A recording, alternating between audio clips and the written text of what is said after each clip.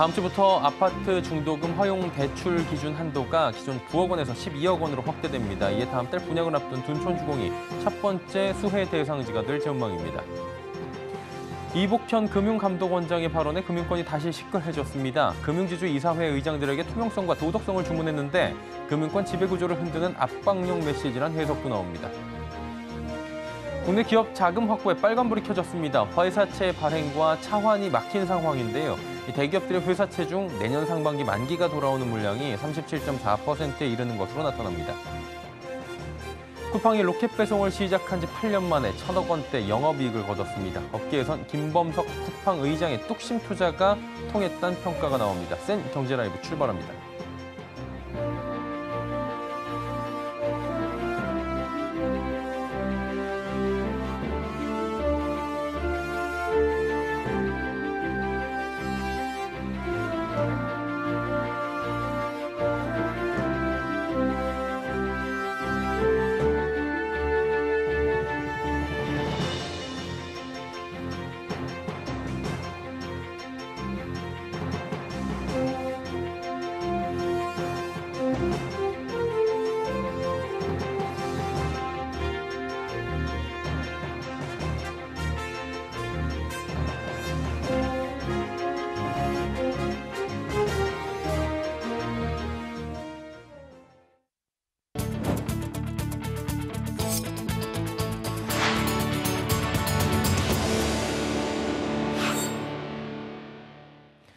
시청자 여러분 안녕하십니까? 센 경제라이브 서정덕입니다.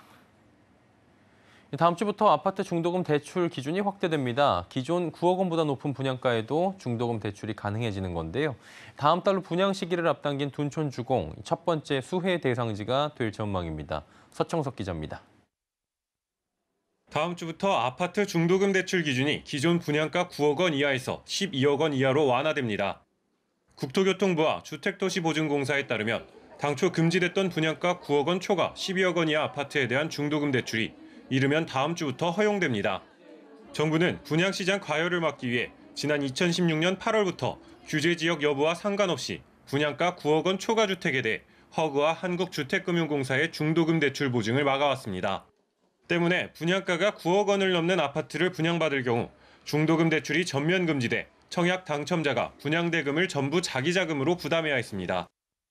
하지만 윤석열 정부가 지난달 비상경제 민생회의에서 대출 규제를 완화하면서 분양가 12억 원 이하 아파트에도 중도금 대출을 허용하기로 했습니다. 이에 허그는 자체 내규를 개정해 다음 주 입주자 모집 공고를 내는 아파트부터 분양가 9억 원 초과 12억 원 이하 아파트에 대해서도 중도금 대출 보증을 해줄 예정입니다. 특히 서울에선 현재 분양가 심의를 진행 중인 강동구 둔촌주공이 이번 완화 정책의 첫 수혜지가 될 전망입니다. 업계에 따르면 둔촌주공의 분양가가 평균 3,800만 원 초중반대에 결정될 것으로 알려졌는데 이 경우 전용 59제곱미터 이하는 모두 중도금 대출이 가능하고 층, 타입에 따라 전용 84제곱미터 일부도 분양가가 12억 원 이하로 책정될 수 있습니다. 둔촌주공은 오는 25일 입주자 모집 공고를 발표하고 다음 달 5일부터 전체 4,786가구에 대한 일반 분양을 시작할 계획입니다. 서울경제TV 서청석입니다. 현명한 판단을 강조했던 이복현 금융감독원장의 새 발언에 금융권이 다시 시끌해졌습니다. CEO 선임의 투명성과 또 도덕성을 강조하는 발언인데요. 이에 금융그룹 지배구조를 대폭 손질하려는 것이 아니냐는 관측도 나옵니다. 김수빈 기자입니다. 이복현 금융감독원장이 금융지주 이사회 의장들에게 최고 경영자 CEO 선임의 투명성과 도덕성을 주문했습니다. 이 원장은 어제 간담회에서 CEO 선임이 합리적인 경영 승계 절차에 따라 투명하고 공정하게 이루어질 수 있도록 노력을 기울여주길 당부한다고 말했습니다. 이 원장의 이 발언은 단순 지적사항을 넘어 다른 의미를 담고 있다는 해석이 나옵니다. 앞서 중징계 처분을 받은 손태승 우리금융지주 회장에 대해 현명한 판단에 이어 어려운 경제 상황을 들어 거취를 결정할 필요가 있다는 압박성 발언을 내놓았기 때문입니다. 이 원장은 횡령 등 금융권 사고가 잇따르면서 내부 통제 문제를 자주 거론했습니다. 따라서 이번 발언은 금융지주 이사회가 기능을 제대로 하지 못하고 있다는 회의적 시각을 드러냈다는 분석이 나옵니다.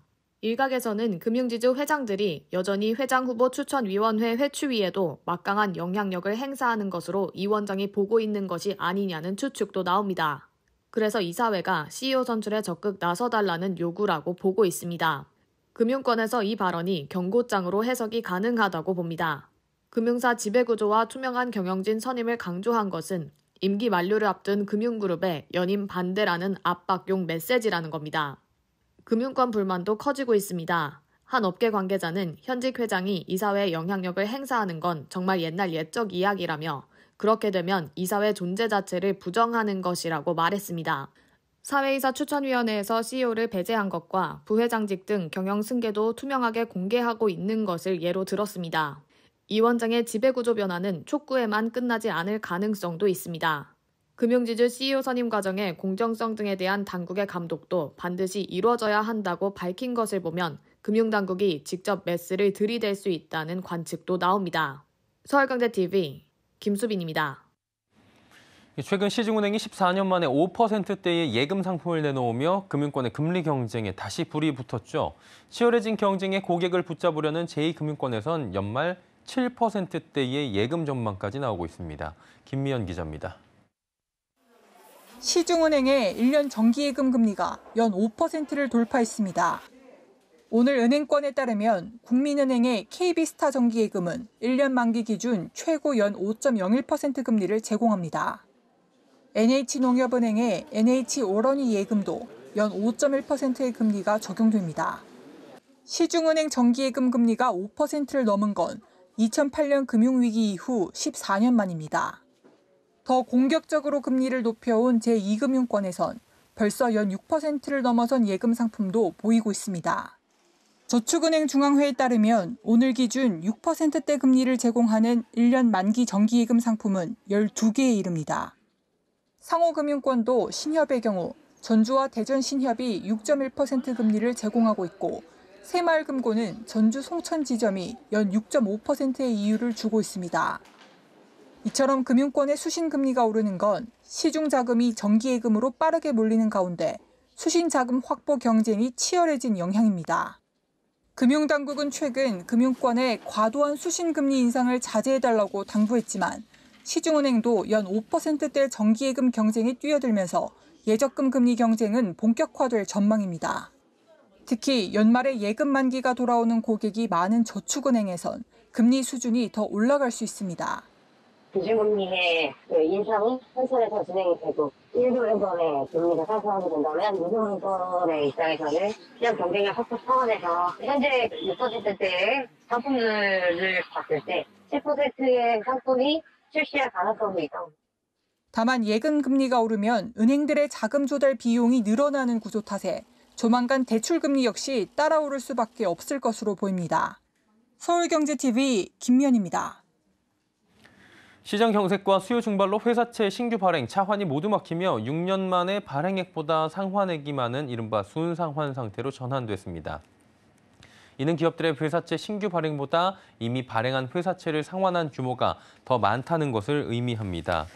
회사채 발행이 어려운 상황 속 국내 267개 대기업의 1년 이내 만기 회사채 미상환 잔액이 407조 원에 이르는 것으로 나타나며 기업들의 자금 확보에 빨간불이 켜졌습니다. 오늘 기업분석연구소 리더스 인덱스에 따르면 국내 500대 기업 중 상반기 보고서에 회사채 미상환 잔액을 공시한 267개 기업의 미상환 잔액은 총 1,084조 6,076억 원으로 이 중 1년 이내 만기가 도래하는 회사채는 전체 미상환 잔액의 37.4%로 집계됐습니다. 리더스 인덱스 관계자는 대기업들이 전체 미상환 잔액의 37%가량을 1년 이내 상환해야 하는 데다 회사채의 금리가 오르는 추세라 기업들의 자금 확보에 어려움이 예상된다고 전했습니다.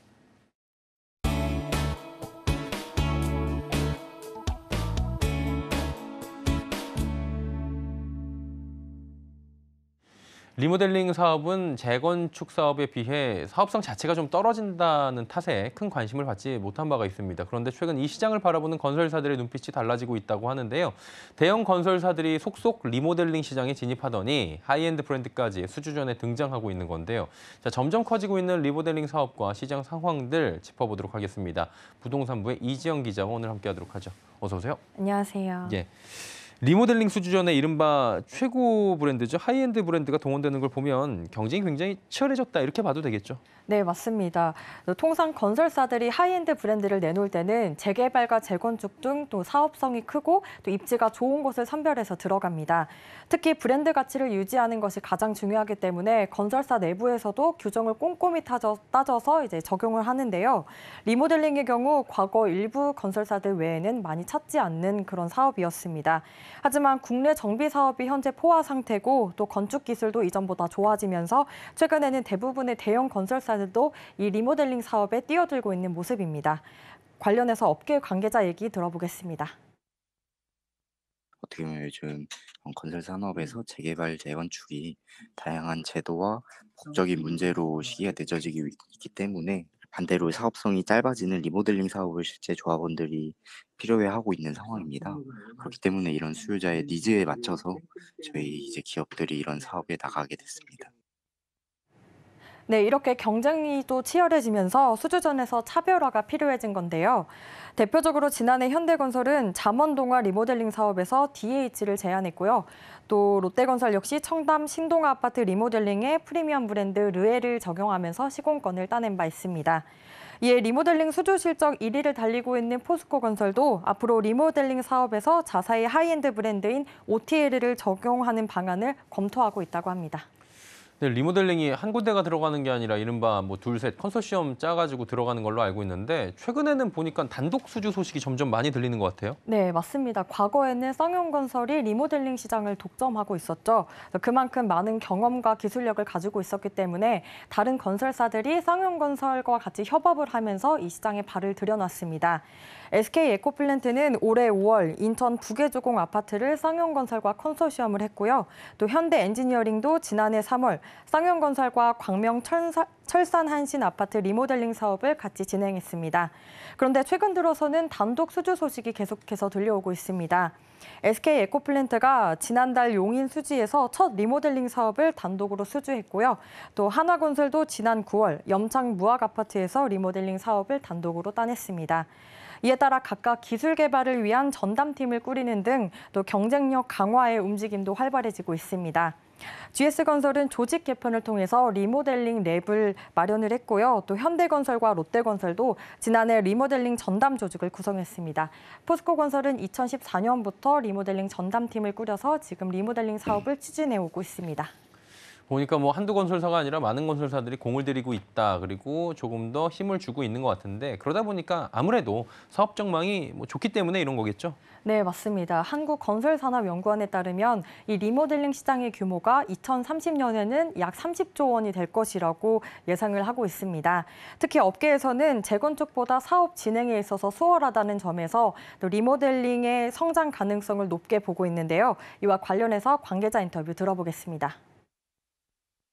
리모델링은 용적률 제한, 안전진단 등 규제가 많은 재건축에 비해 용적률 제한이 없고 절차가 간소해 기간도 단축시킬 수 있는 등 유리한 점이 많아 향후 시장 자체가 확대될 수밖에 없는 시장입니다. 이런 분위기를 타고 대형사들이 후발주자로 적극적으로 뛰어들고 있어 업계 경쟁은 더욱 치열해지고 있는 상황입니다. 또 기술 발전으로 사업성도 개선되고 있습니다. 이제는 겉만 화려하게 바뀌는 것이 아니라 최근에는 수직 증축을 통해서 세대수를 늘리고 또 일반 분양도 하고 있습니다.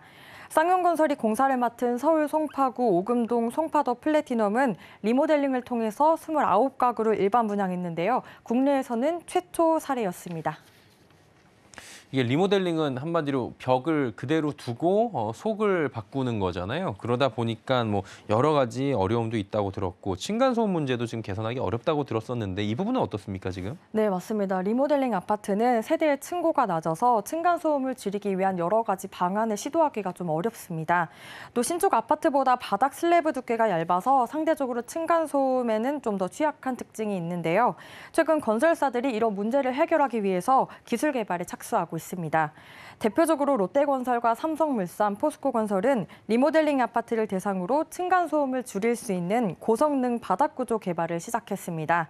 또 세 회사는 리모델링 가구의 노후한 기존 슬래브 상태를 보강하는 기술과 함께 또 얇은 슬래브 조건에서 기존 바닥구조보다 3데시벨 이상 우수한 층간소음 성능을 보이는 바닥구조를 개발했다고 밝혔습니다.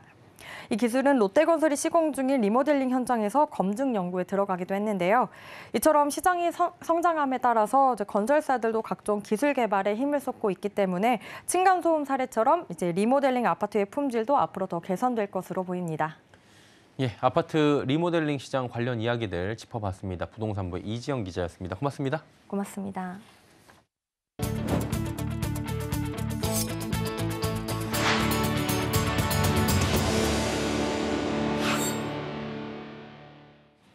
김범석 쿠팡 INC 의장의 뚝심 투자가 업계에서 주목받고 있습니다. 로켓 배송을 시작한 지 8년 만에 1,000억 원대의 영업이익을 내며 더욱 관심을 모으고 있는 건데요. 쿠팡의 머신러닝 기술과 중소상공인의 판로를 돕는 상생 경영도 한몫을 한 것으로 분석됩니다. 서지윤 기자입니다. 쿠팡이 올 3분기 약 1,037억 원의 영업이익을 거둬 흑자 전환했습니다. 매출은 약 6조 8,383억 원으로 지난해 같은 기간과 비교해 9.8% 증가했습니다. 쿠팡이 2014년 로켓 배송을 도입한 후 분기 기준 흑자를 낸 것은 이번이 처음입니다. 쿠팡은 지난 8년간 총 6조 원에 이르는 영업 손실을 감수하며 로켓 배송을 위한 물류 인프라 투자를 이어갔습니다. 김범석 쿠팡 의장의 뚝심 투자가 통했다는 평가가 나오는 이유입니다. 특히 상품 주문량을 미리 예측하는 머신러닝 기술을 통해 신선식품 재고 손실을 줄였습니다. 쿠팡은 현재 전국 30여 곳에 100개 이상 물류센터를 두고 있어 전국 어디에서든 빠르게 상품을 전달할 수 있는 인프라를 구축했습니다. 물류센터에다 투자를 하면서 쿠세권이라고 하는 쿠팡 물류센터 인근에 자동차로 30분 거리 안에 7, 80%의 국민이 사는 그런 이제 쿠세권을 만들었거든요, 물리적으로. 그래서 이제 그런 인프라 투자가 거의 이제 끝이 보이고. 쿠팡의 성장이 더욱 주목받는 것은 우리 중소상공인들도 함께 성장했기 때문입니다. Over 70% of our merchants are small and medium enterprises, or SMEs, with less than $2.5 million in annual revenues. Those merchants generated growth on Coupang that was multiples of the overall retail market. 업계에서는 쿠팡의 회원수가 늘고 있고 객단가도 높아지고 있는 만큼 지속적인 투자가 뒷받침된다면 꾸준한 성장세를 기록할 것으로 관측하고 있습니다. 서울경제TV 서진입니다. 대한항공과 아시아나항공 등 대형 항공사가 올 3분기 호실적을 기록한 반면에 진에어와 제주항공, 티웨이항공 등 LCC 업계는 적자가 이어지고 있죠. 다만 여객 수요가 회복세를 보이며 그 적자폭은 줄어들고 있다고 하는데요. 장민선 기자가 전해드립니다. 대형 항공사와 LCC 업계는 올해 3분기 엇갈린 성적표를 받았습니다. 대한항공과 아시아나항공 등 대형 항공사는 실적이 고공행진한 반면 LCC 업계의 적자 행진은 계속되고 있는 겁니다. 대한항공의 올해 3분기 영업이익은 8,392억 원으로 전년 대비 91% 급등하며 역대 최대 규모를 경신했습니다. 아시아나항공 역시 3분기 영업이익 2,293억 원으로 전년 대비 43% 올랐습니다. 반면 LCC 업계는 최근 해외여행이 재개되면서 매출은 늘었지만 계속되는 고환율, 고유가, 고금리로 영업 손실이 계속되고 있습니다. 다만 적자폭이 줄면서 실적 회복에 시동이 걸렸다는 분석도 나옵니다. 제주항공은 올해 3분기 영업 손실 616억 원으로 지난해 동기 대비 큰 폭으로 적자폭을 줄였습니다. 매출도 1,957억 원을 기록해 같은 기간보다 187% 올랐습니다. 진에어는 3분기 영업 손실 174억 원으로 지난해 동기 대비 적자폭이 감소했고 매출은 188% 늘었습니다. 티웨이항공도 올해 3분기 영업 손실 323억 원으로 지난해 같은 기간 대비 적자폭 축소에 성공했습니다. LCC 업황은 여전히 어렵지만 업계에서는 일본 입국 규제가 완화된 올해 4분기에는 실적이 개선될 것으로 기대하고 있습니다. 서울경제TV 장민선입니다. 금융투자소득세 이른바 금투세 도입 시기를 두고 논란이 일고 있습니다. 여당과 야당의 입장이 엇갈린 가운데 이재명 민주당 대표가 신중론을 언급한 건데요. 도입 시점 미정에 시장의 혼란은 가중되고 있습니다. 김혜영 기자입니다. 이재명 민주당 대표가 금투세 유예안을 꺼내들었습니다. 금투세 도입은 신중하게 접근해야 한다며 재검토 필요성을 제기한 겁니다. 금투세는 주식이나 펀드 등 금융투자로 얻은 양도수익이 연간 5천만 원을 넘으면 수익의 20%를 세금으로 부과하는 제도입니다. 당초 내년 1월 시행을 앞두고 있는데 여야 간의 입장 차이는 상당합니다. 현 정부는 당장 내년부터 시행하는 건 시기상조라는 입장입니다. 이에 지난 7월 정부는 금투세 2년 유예 관련 세법 개정안을 발표했습니다. 그러나 민주당 내부에서는 의견이 분분합니다. 여론악화에 이재명 대표가 시행 재검토에 나섰지만 당내 반대 기류는 여전합니다. 민주당 기재위원들은 예정대로 내년부터 금투세가 시행돼야 한다는 입장을 고수하고 있습니다.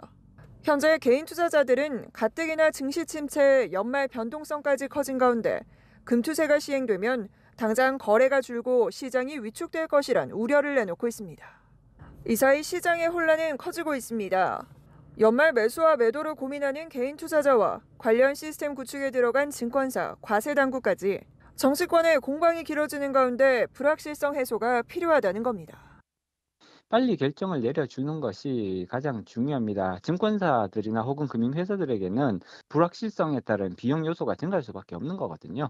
방향성을 확실하게 정해서 신속하게 결정을 내려주는 모습이 가장 필요합니다. 서울경제TV 김혜영입니다.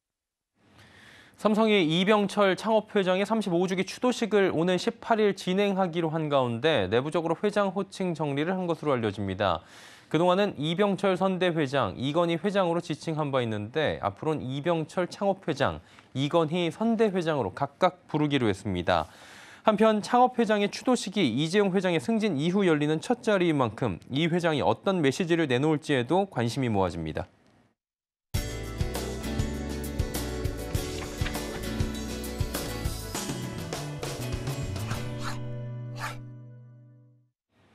(3D) 기반 디지털 콘텐츠 엔터테인먼트 기업 SAMG 엔터테인먼트가 다음 달 코스닥 시장에 상장합니다. SAMG는 오늘 기업 공개의 기자간담회를 열고 상장을 통해 아시아 최대 종합 퀴즈 플랫폼으로 도약하겠다는 목표를 밝혔습니다. SAMG는 미니특공대, 캐치티니핑 등 자체 지식재산권 기반 애니메이션 이외에도 완구와 게임, 교육 등 광범위한 분야에서 직접 사업을 운영하고 있습니다. 올 상반기 매출액은 전년 동기 대비 150% 늘어난 319억 원을, 영업이익은 흑자 전환을 기록했고 올해 누적 매출액은 약 832억 원으로 전망됩니다. 상장을 통해 SAMG는 자사 전용 OTT, 패션, 퀴즈, 테마파크 등 다양한 영역으로의 사업 확장과 더불어 콘텐츠와 MD의 직접 수출 방식을 통해 본격적인 글로벌 퀴즈 시장에 진출할 계획입니다. 패션과 교육, 영어 캠프라든지 그다음에 부티크 사업, 근데 이런 사업들을 종합적으로 저희가 온라인에서 플랫폼을 지금 만들고 있어요. 그래서 내년에 이런 저희가 오프라인에 있는 관광객들이나 이런 어떤 사람들을 온라인으로 데이터베이스로 만들어서 새로운 사업으로 이제 영위를 할 예정으로 있고요.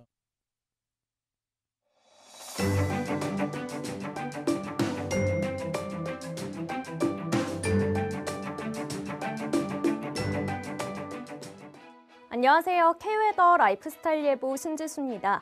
오늘 중부지방은 곳곳으로 약한 비가 내린 곳도 있었는데요. 수능 예비 소집일인 내일은 대체로 맑은 하늘이 드러나겠습니다. 수능일까지도 대부분 맑겠고요. 올해 수능 한파는 없겠지만 바람이 불면서 날이 쌀쌀한 편이니까요. 수험생분들은 체온 조절에 신경 써 주셔야겠습니다.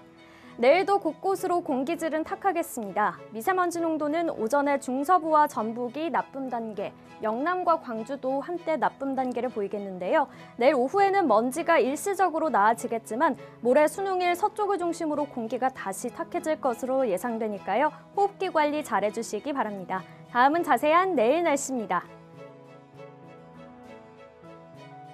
중부지방 아침 기온 서울 6도, 춘천 3도로 쌀쌀하겠습니다. 낮에는 서울 15도, 춘천 13도 예상됩니다.